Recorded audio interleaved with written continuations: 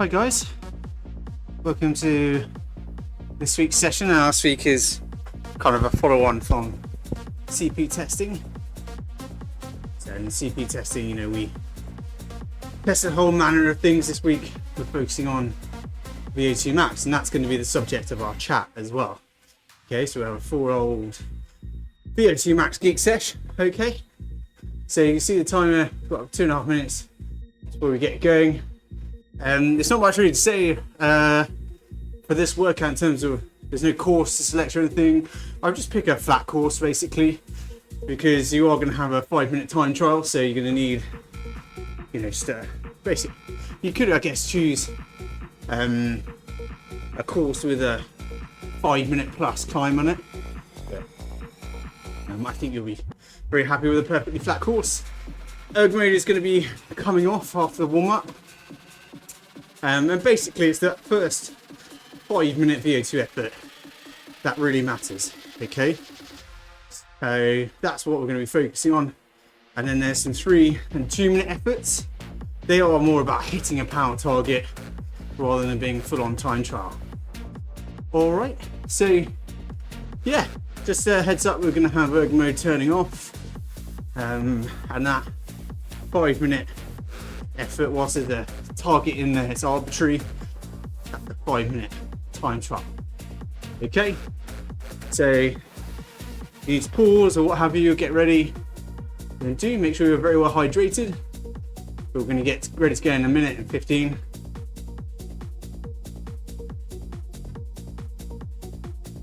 Okay.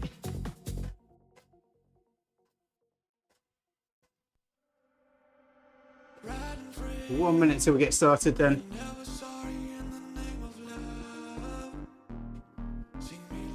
I have to remember to actually turn the workout on. 45.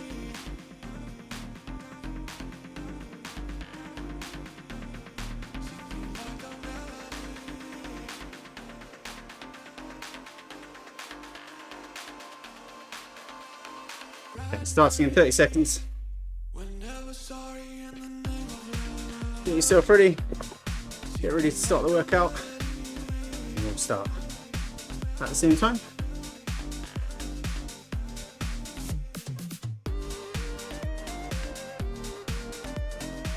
Okay, 10 seconds, let's get ready.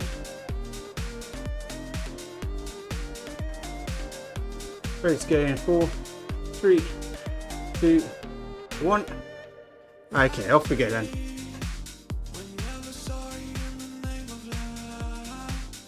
Right, so here we are then. So that session started. Got a nice, the normal 10-minute warm up this time. We're just relaxed, building up through zone 2. Then we've got 5 10-minute accelerations with 30 seconds in between. And then we've got a 5-minute tempo sector. And we're going to turn erg mode off before basically when we get into that. So you don't actually have to ride at tempo. It's perhaps not as long a warm up as would be ideal, but in the interest of kind of keeping the session within the hour. So yeah, just a heads up, erg mode is going to be off for that 5-minute tempo segment, and I'm not super bothered if you actually hit tempo. It's more just riding at a slightly higher effort than your normal sort of 65% slap bang in the middle of zone 2. But yeah, so that 5-minute test that we're doing as a follow on from last week. Last week you did kind of your anaerobic test and then your aerobic test. This is our VO2 test, and yeah, and that's our chat as well. So let's get into it whilst you can still focus. So basically, yeah, VO2 max, what is it? It is the maximal oxygen uptake that you can use basically. It's your body's maximum ability to take in, transport and use oxygen during intense exercise. So it's not an energy system as I said a couple of weeks ago. It is like a tipping point, a cliff edge, and it's typically expressed in milliliters of oxygen per kilo of body weight per minute. So I'll say that again, milliliters of oxygen per kilo of body weight per minute, okay, or litres per minute. And that litres per minute one is less regularly used because it doesn't take into account body weight. So for instance, someone that weighs a 60 kg climber may have incredible aerobic reserves, whereas a 90 kg kind of ruler would still potentially have a bigger VO2 max, and that's just simply because of their body mass. You know, there's bigger, more room basically for lungs, you know. So yeah, we tend to look more at the sort of milliliters per kg per minute rather than just pure liters per minute, although you know, it doesn't super matter as long as you're consistent in the use. Okay, and basically VO2 max, what it reflects is kind of a few different systems working together and like how optimal they are. So your respiratory system, you know, I talked about the maximum volume of oxygen you can use, but it's your ability to take in oxygen and use it and move it into your bloodstream. And your cardiovascular system helps with that. So your heart's ability to just pump blood and the volume of blood it can pump per heartbeat and how efficient that is. Your blood's oxygen carrying capacity, hemoglobin levels, you know, that's where things like the old EPO come in. And then just efficiency, you know, something that's often overlooked in terms of kind of talent and someone's capabilities is just how genetically disposed they are to efficiently sort of shunting blood into working muscles. Now it's obviously something you can train, but we all have kind of like our genetic framework. And then yeah, the muscular system, how good your muscles are at kind of extracting oxygen.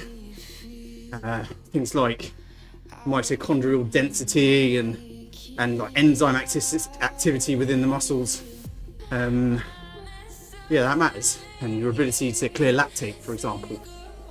So in short, VO2 max is just an indication of how well oxygen moves from the air into your mitochondria, and that's where energy is produced.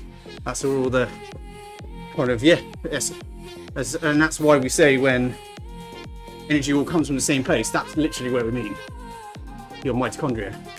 And so stress is stress and all that. So how is VO2 max? How do you measure it? Well, the gold standard is doing it in a lab, and a few of you guys have done that. And it's always really useful. And there's some variation in testing methodologies. There's like anything really. Not all labs are created equal, or perhaps be a bit more fair, not all labs approach it kind of in the same manner that would be helpful to you.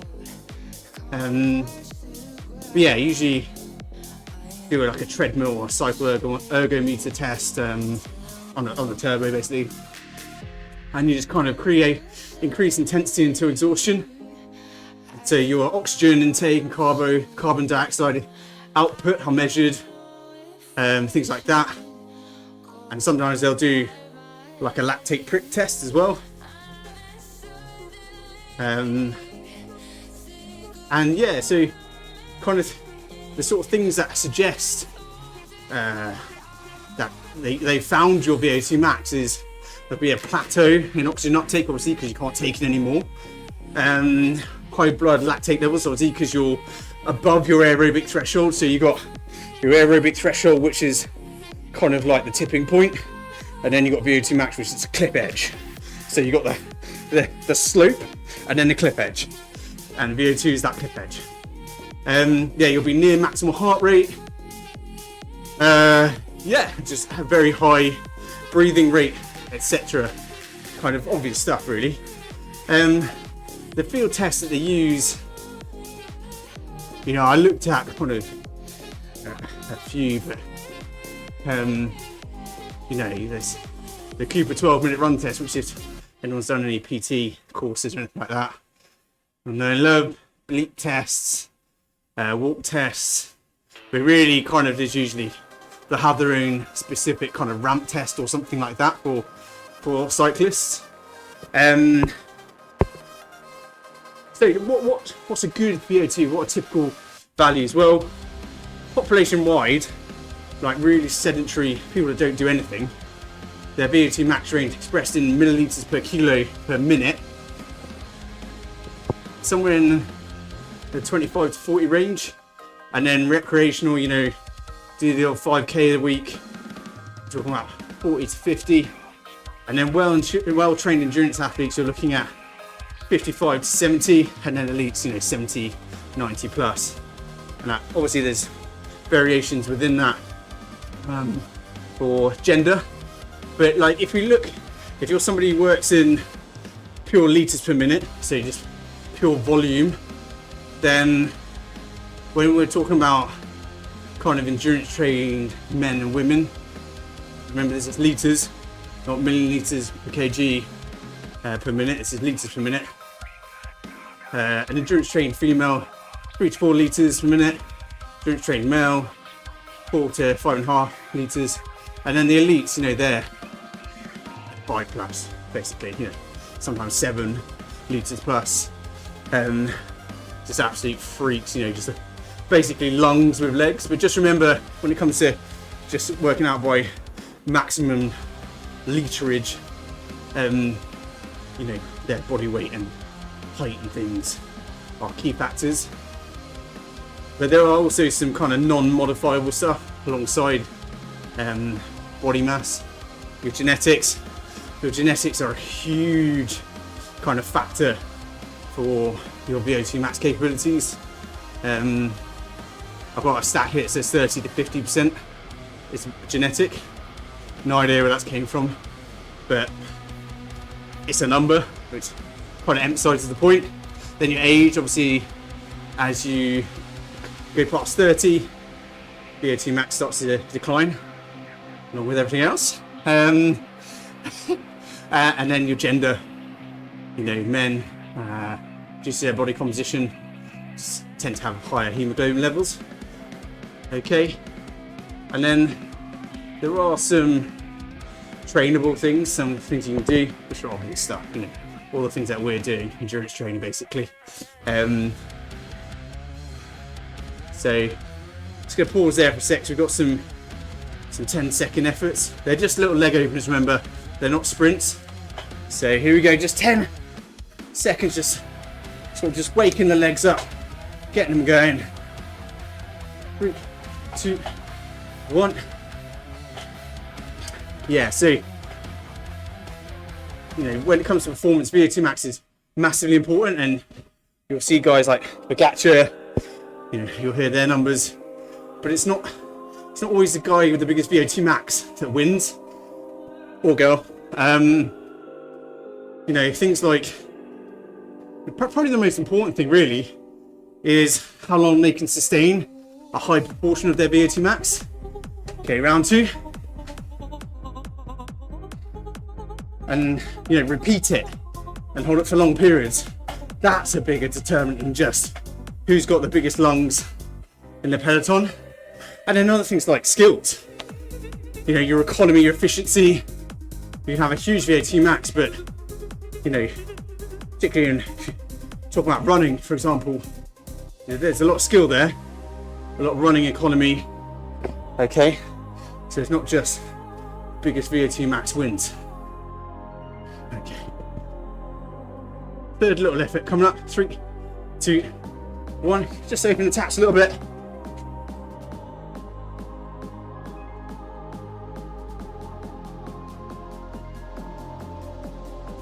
Okay, well done. So just gonna hold off on the chat whilst we do the next couple, and just whiz through my final few notes in that 5-minute tempo sector.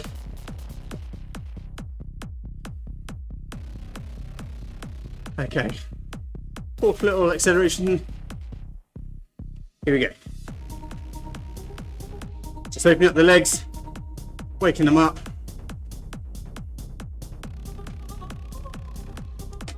So, one more to go then.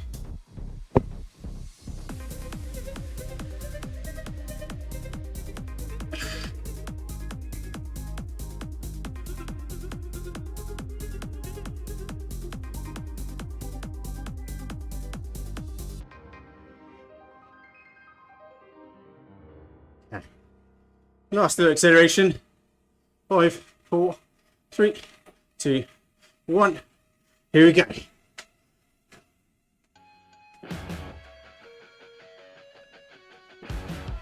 Three, 2, 1. Okay, good stuff. Right then, guys, let's get erg mode off. Got it on. Now I'm gonna get my fan going.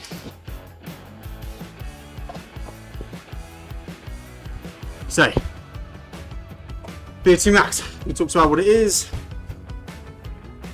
but what we're most interested in, of course, is how do you improve it?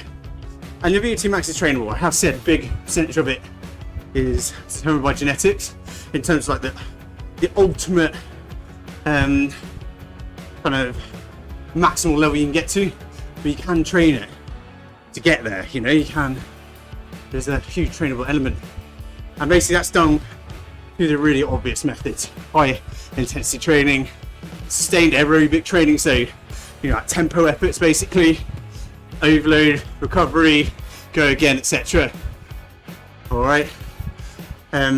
Basically, the most important element is that you're kind of challenging your body's maximum oxygen using capacity. So all those methods together, basically.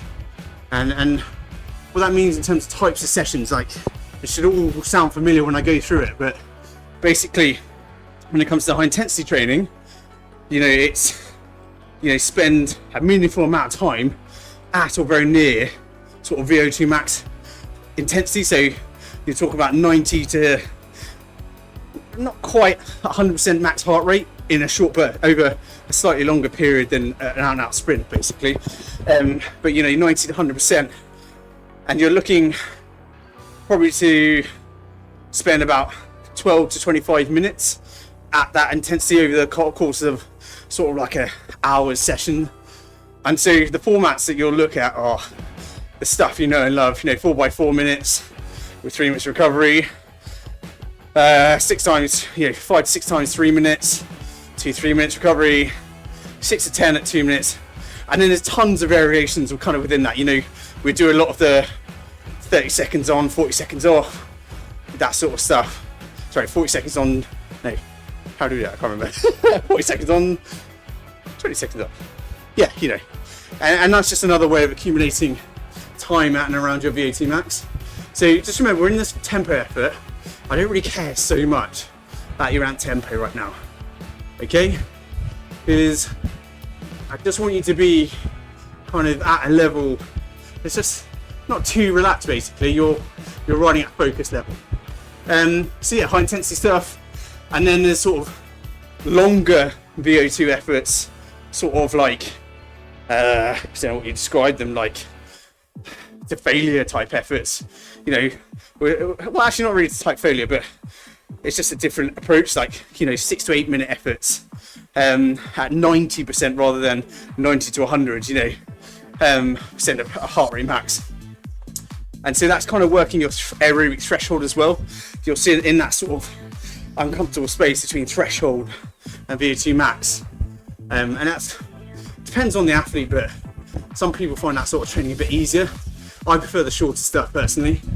And then of course you've got your sprint training, which we're doing a lot of, and that's just albeit anaerobic. What it does is it just stresses the body to try and make some of that anaerobic stuff aerobic. Okay, so at or above or just below your VO2 max, you're changing each of those kind of 3 parameters. And then of course your aerobic based training helps. It allows you to recover more quickly and tolerate more work. You know, it's not the most important or even like a super key element, but basically you can't build your VO2 max if your aerobic base is weak. But the point I'm trying to make is, in order to build your VO2, you don't need to be doing like 6-hour rides and stuff. And then the last thing really is strength training, and that's a very indirect way to improve your VO2 max, but it does improve like movement economy and improve your mobility, which is obviously important, and reduces injury risk so you can train more consistently. So yeah, it's not a direct kind of improvement, but it sure as shit helps. Anyway, right, so we're coming up to the 5-minute TT. Got 30 seconds, so erg mode is off. This is a maximal 5-minute effort, but it doesn't mean you sprint from the start. Get the shoes done up, get yourself into a nice gear. You can roll. You want to keep the cadence nice and high, so above 90 RPM all the way throughout. Build into it, but by the end, you should have emptied the tank. Okay? So hopefully you checked your 5-minute peak power before. A bit late, if not, don't worry about it. Just build into it. 5 minutes is a long time at 90 to 100% of your maximal heart rate.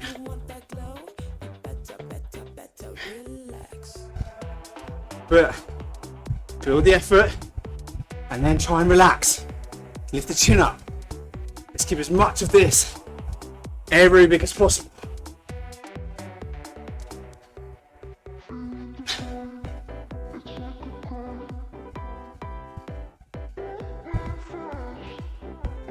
Nice.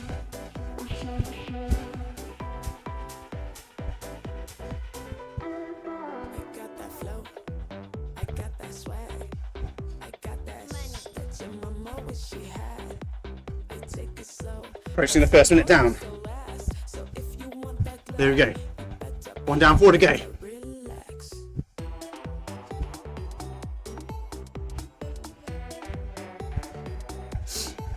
And steady. Cadence. Watch the heart rate climb. Should be getting somewhere near or above threshold heart rate now. So you can see, it takes a while to get there. Even when you're working way above threshold power.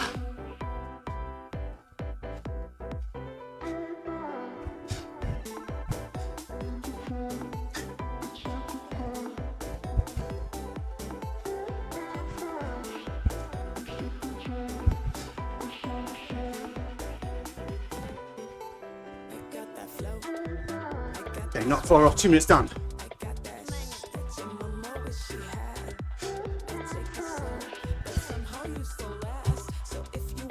There we go, that's 2 minutes. So already not far off halfway. So stay strong.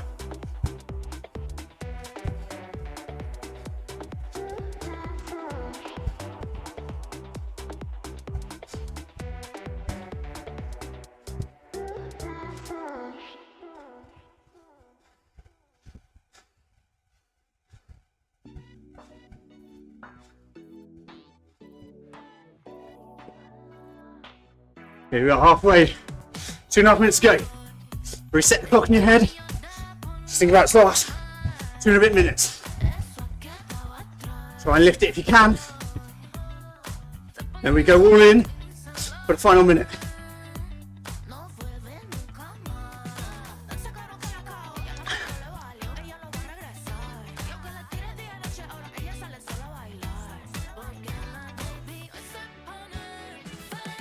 Okay, final minute of this effort. Then we go all in.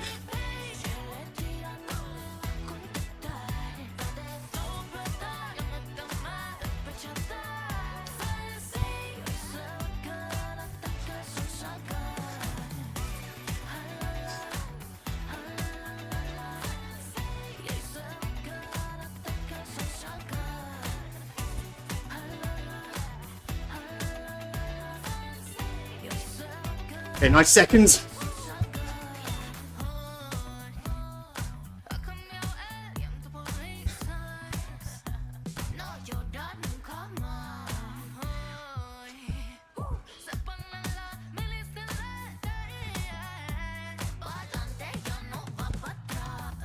Okay, 10 seconds.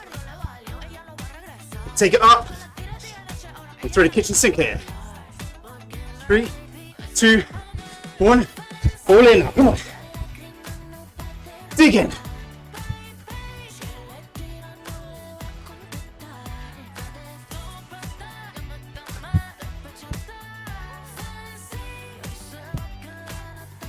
.45.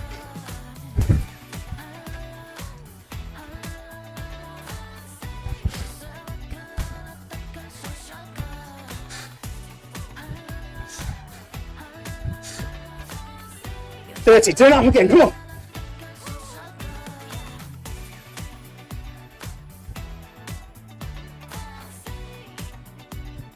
$20.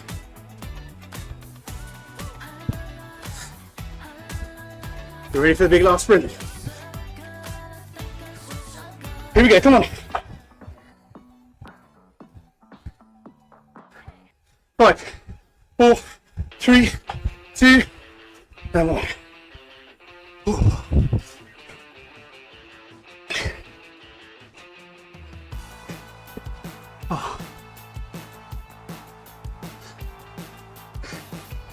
It's so hard to try doing some sort of VO2 effort.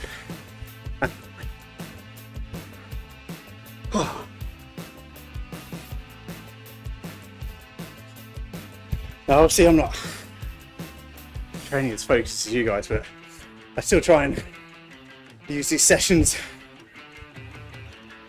get some training in, and that was me working. That was tough. Well done there, you guys. Just spin up. All the power target for now. That is the toughest effort we will do. Okay. These next ones are going to feel really horrible if you want to flood your system with lactate. But just spin up now. Let your heart rate come down. Just relax. Normal kind of protocol. Once you've got your breath back, then try and bring your leg speed back above 80. You can tell I can barely think. I did try hard on that one. Get your cadence back above 80 and then start to look at power. But your target, we're not super bothered about.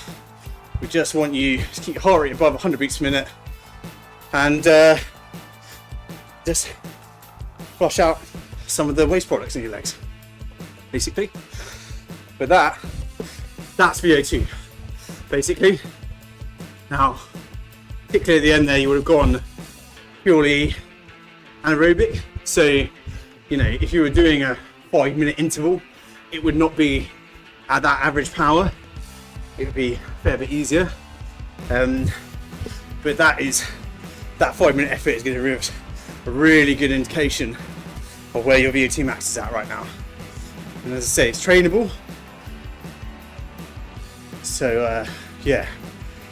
So for me, yeah, we're talking a lot about ergometer at the moment. For me, I actually quite like, it's one of the few instances like longer, I would say not 5 minutes, that's too much. But I'd say like the 3 and 2 minute efforts, they're actually efforts that I quite like doing at VO2 max power, but primarily to stop me from getting carried away, because those shorter efforts are very much in my wheelhouse. The longer stuff at the moment, although hoping to do a bit more triathlon, so I will be doing the longer steady state stuff as we move into the summer. But yeah, the short stuff is more in my wheelhouse, so it might be the opposite for you, but it's one of the few instances where I'd suggest ergometer is useful, but it's really important you keep your cadence up. If your cadence isn't comfortably above sort of 85 RPM throughout the interval, and you start to get into low 80s, then the 70s, you're basically just doing big gear training, which, unless you're doing cyclocross, or even then, to be honest, there's very little evidence behind doing low cadence big gear work. You basically just get better at pushing a big gear at a low cadence. Now, unless you are kind of, doing that sort of riding. For most people, it's not actually that useful. Anyway, a bit of an aside there. But yeah. Anyway, right, so we've got about 1 minute left. So if you really dawdle through that, start to weight the legs up a little bit. Maybe do the shoes up a touch again. But these efforts, we're trying to hit the target this time. Okay? So yeah, we set as a percentage of FTP. Okay, so it's going to get us into roughly the right area in terms of heart rate, even if your heart rate doesn't get up to where it's meant to be in just 3 minutes. But let's get focused. Maybe into the big rhythm again, staying out of vertigo mode, and sort of get ready to go.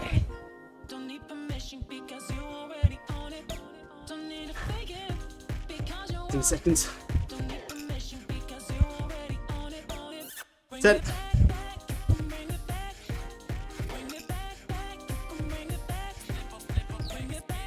3, 2, 1. Okay, here we go. So again, it's hard to remember, particularly if you've got erg mode back on.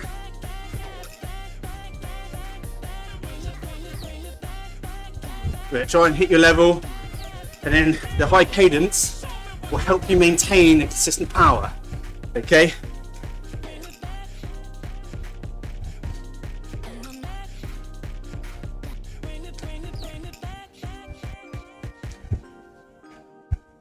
Okay, 30 seconds in, 2.5 to go.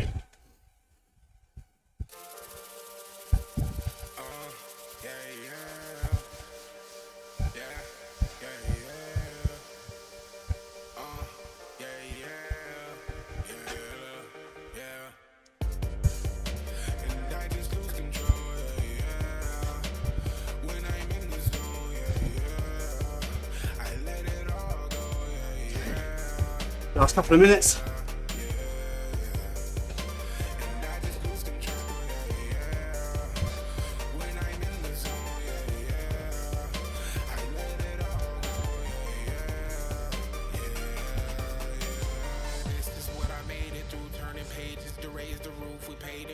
Keep going, guys. Dig in, chin up, remember.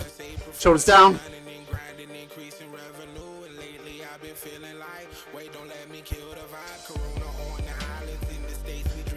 9 seconds, halfway.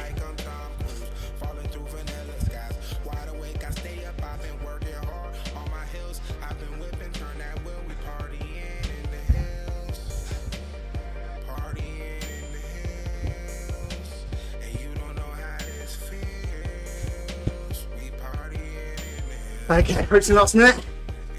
Stay consistent. We're not accelerating, we're holding. Last 6 seconds. Stay steady.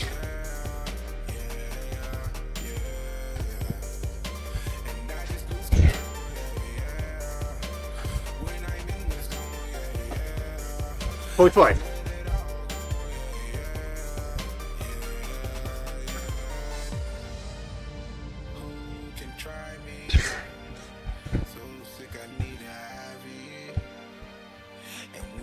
Last 30. Try and stay on target.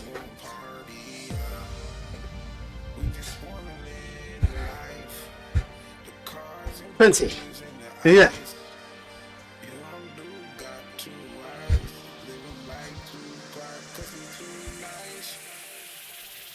10. 5, 4, 3, 2, 1. Oh. Stop.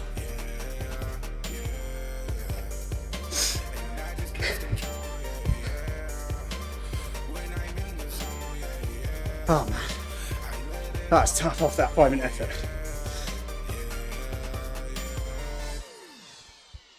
You might notice how much more quickly your heart rate responded this time, and how much quicker you're above threshold heart rate. I certainly did at least. Yeah, just relax there. We've got 3 minutes of super easy recovery, and then because we've got like a really big recovery block, we're just going to increase the effort a touch so that we don't get cafe legs basically. But you don't need to be a slave to the target.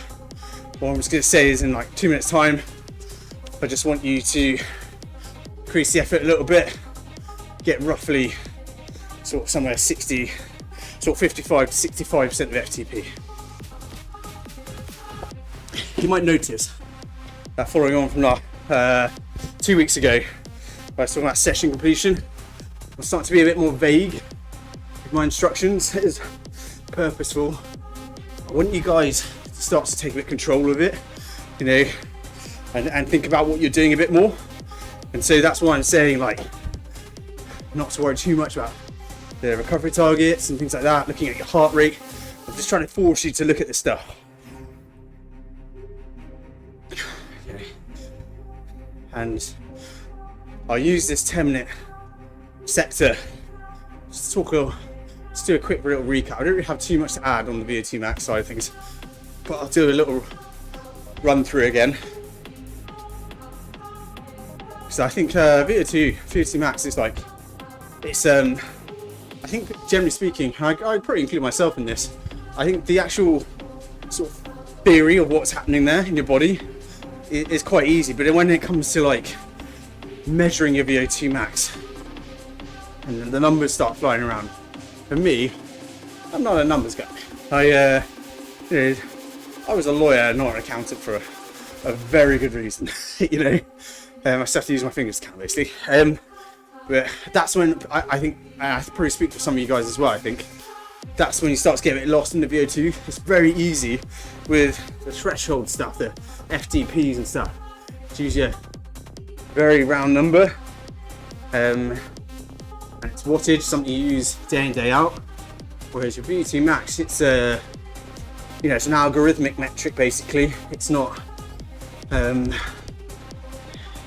it's like it's not a static metric, but it's not like FTP. It's not something that you do tests for and it changes readily and then it's immediately applicable in your next training session. VO2 max is something that kind of stays at like a theoretical level. Anyway, so just increase the effort a little bit. Let's kind of keep that heart rate above 100 beats per minute, you know, in the sort of close to the 115s, 120s. Just keep moving so you don't get too comfortable.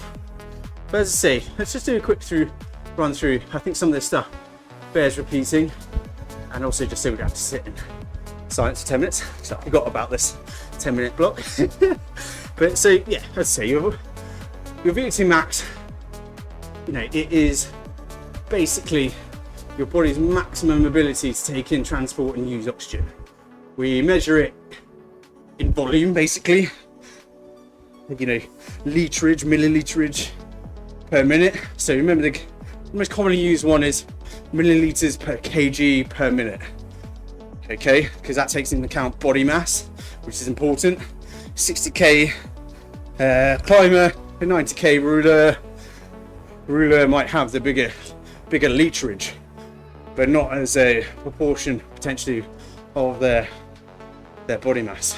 So liters per minute, we use rest regularly, but it doesn't really matter which one of those you use too much, as long as you're consistent and you kind of can gauge from that improvement. So for example, I use a piece of software called WKO, and typically that uses liters per minute, and so that's hopefully kind of how I think about it more, even though it's not the most common method.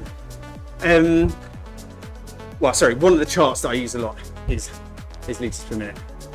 And so yeah, it represents a whole bunch of physiological changes that I've talked about.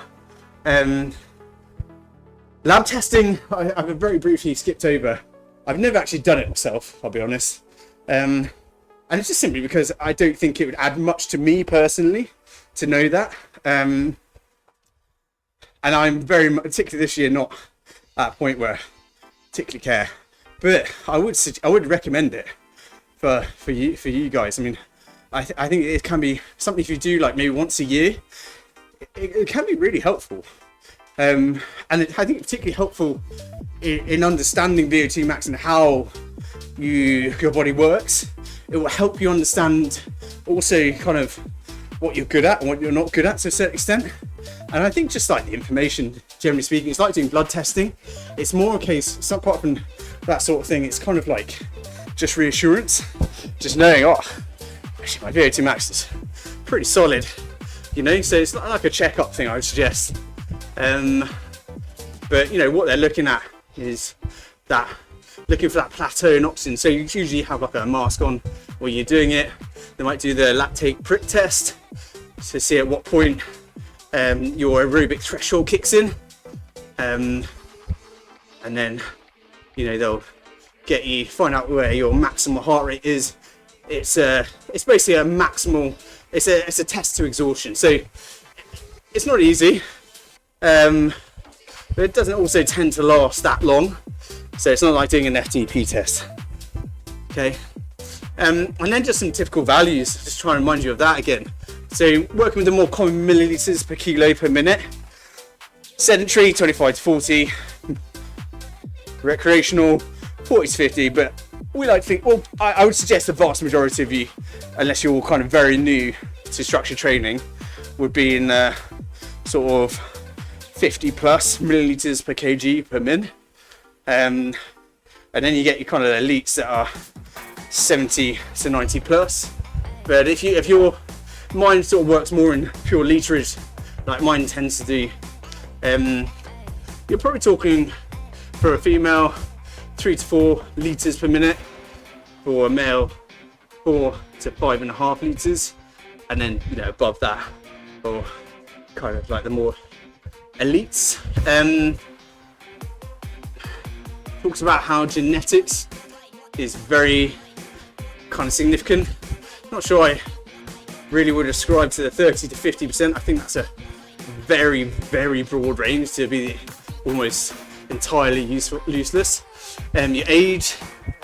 So sadly, I'm on probably the wrong side of that now, and we'll start to see. Well, no, that's not true, because it depends on if you're still training very well and you're provoking adaptations. Yeah, you probably won't see that VO2. It might just be harder to improve and or maintain. And then gender, your sex, will determine, because men, due to our body composition, tend to have higher hemoglobin levels. And then also talked about how VO2 max isn't the only determinant of performance. So if you're not necessarily on the mega high scale, like, it's always nice to think that unwittingly you might be a physiological freak. But if you're not, don't worry, because I know plenty of VO2 monsters who just can't handle a bike, for example, or you know, perhaps you know, they don't have the best mental attitude or training consistency. Like, there's so many other factors that matter. So yeah, don't worry. You know, I had a quick look before going on, my VO2 based off kind of last sort of 30 days of training ain't nothing to shout about. So you know, yeah, if I were racing today, I would try and rely on other things. But yeah, you know, we've got the different kind of methods of training. You've got that kind of the sort of stuff we're doing today, you know, the high intensity stuff, where you're sort of 90 to 100% of max heart rate. May not have gotten there in these shorter intervals. You know, I think mine kind of, I'm not kind of gunning it in the same way, but I was still 160s maybe.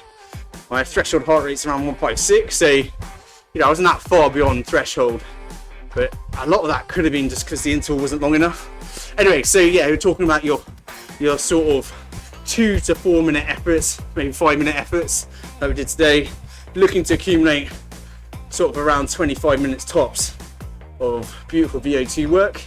Then you've got your longer steady state VO2 sets, which we've not done much of recently, but we will do in the lead up to the race seasons. All of us will benefit from it. So that's like your sort of 6 to 8 minute efforts, kind of 90% of heart rate. And then other things like the anaerobic stuff we've been doing, that will help lifting your top end, just drags everything up, improves kind of mitochondrial density, improves just muscle mass, you know, more muscle, more oxygen required sort of thing, more oxygen that can be used. And then and base training, you know, it's not super determinative, so you don't necessarily need to have like an insane base in order for your VO2 to keep improving, but you need a decent base, you know, you need to be aerobically fit. I just think a really messed up analogy, which I'm not going to use, but I don't know why it came into my head. It was very unnecessarily violent. And then the last thing I mentioned was about strength training, very indirect, but just movement economy, mobility, just being able to use your body properly, yeah, can really help with those numbers ticking up. So, cruising along now, somewhere between 55 and 65% of FTP, feeling like a 4 out of 10 effort, maybe a 3, but we've just got about a minute to go, and then we're going into these 2-minute efforts. We've got 2 of them. Okay, they're shorter and sharper, but just remember, we're looking to hit the target this time. These are not anaerobic sets, and it can actually be a bit confusing. We've been doing a lot of anaerobic work, and I think it bears kind of pointing out that we're not looking for a maximal effort, we're looking for a VO2 effort. Okay?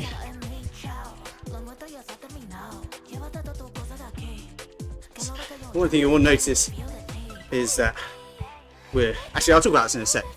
It's a good chat, so we'll hang on until we've got time. Right, 30 seconds. So get your mind engaged, just lift the power a touch, make sure you're spinning up effectively. Just get ready to drop into a heavier gear and hit that target with a nice high cadence and smooth power delivery.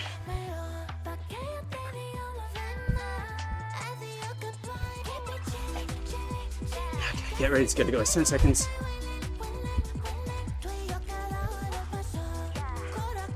4, 3, 2, 1. Okay, here we go.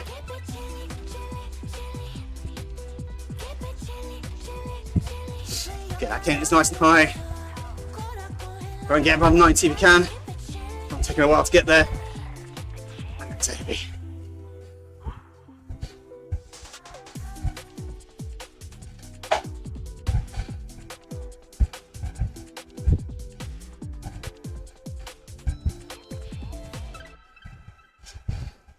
Okay, 90 seconds.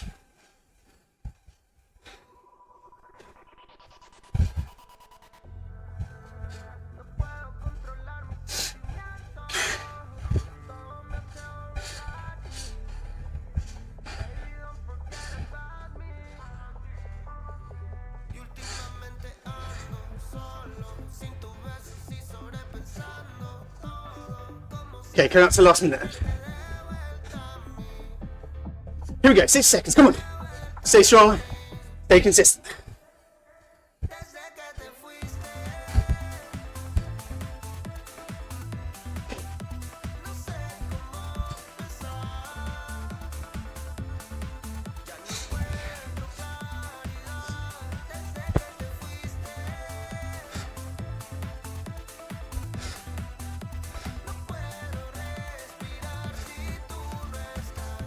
Okay, 30 seconds.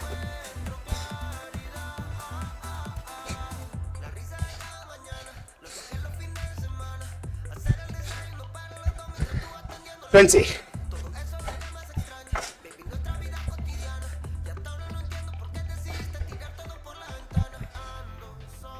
Last 10.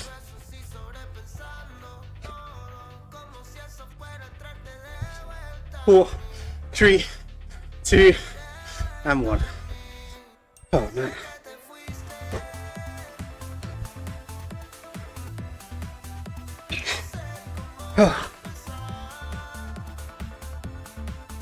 Get your breath back.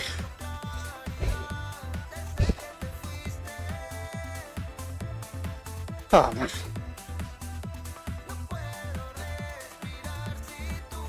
I am not troubling those power targets today. I hope you're having a better time with it. In fairness, my FTP and Training Peaks virtual at the moment is way too high. But I think it's yeah, that's just it. It's a very earnest indication of how little I care about the FTP at the moment. Don't even bother changing it. And that is not what I would recommend to an athlete normally, but I'm in a fortunate position where I don't really give a shit because I've got nothing to train for other than survival. So anyway, so the point that I was going to make was, oh no, what was I going to say? Oh, that's so annoying. It wasn't on my notes, it was something that came into my head. Let's have a quick see where my mind was when I was looking at.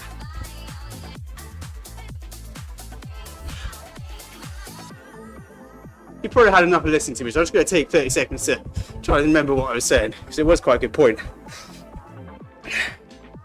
Yes!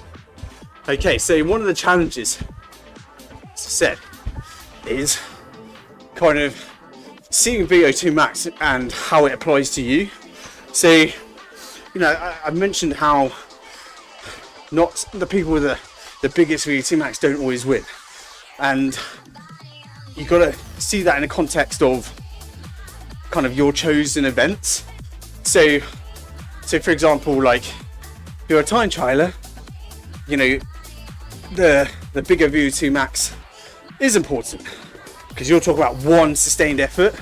Whereas if you're like a road racer or a crit racer or cyclocross or, you know, you do sprint triathlon,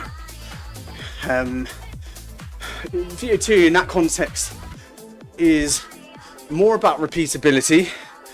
It's more about kind of maintaining a high percentage of VO2 max rather than just kind of being lungs on legs as such. It's more about kind of being lungs on legs that you can kind of flush out and go again, for want of a better analogy.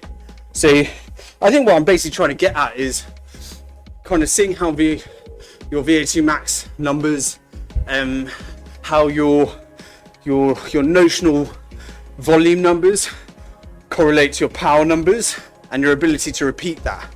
So for example, that 5-minute effort, I am clearly not able to repeat that sort of power at the moment, and that tells you something. You know, my numbers for that 5-minute effort, I was actually quite happy with that, considering how untrained I am at the moment.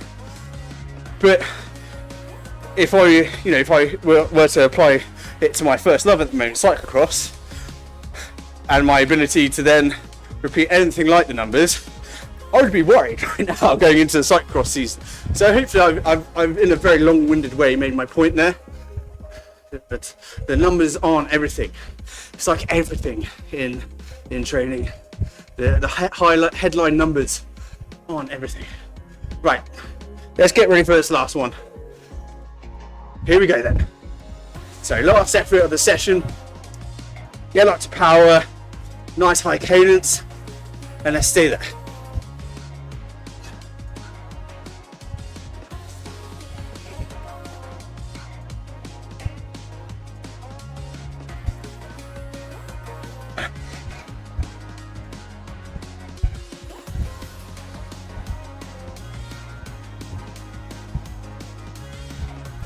Nine seconds.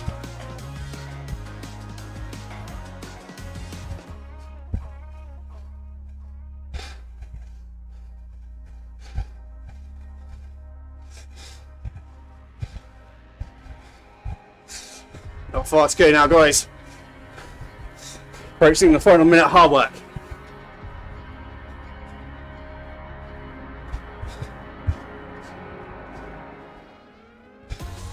Okay, last minute.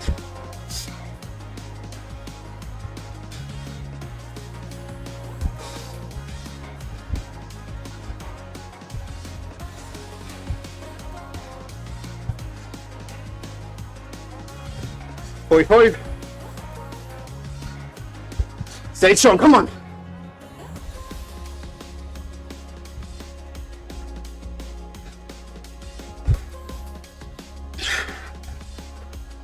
Okay, 30. Last push.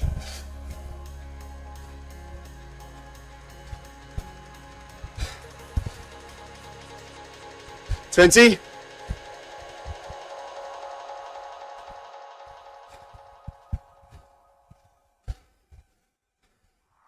Final 10.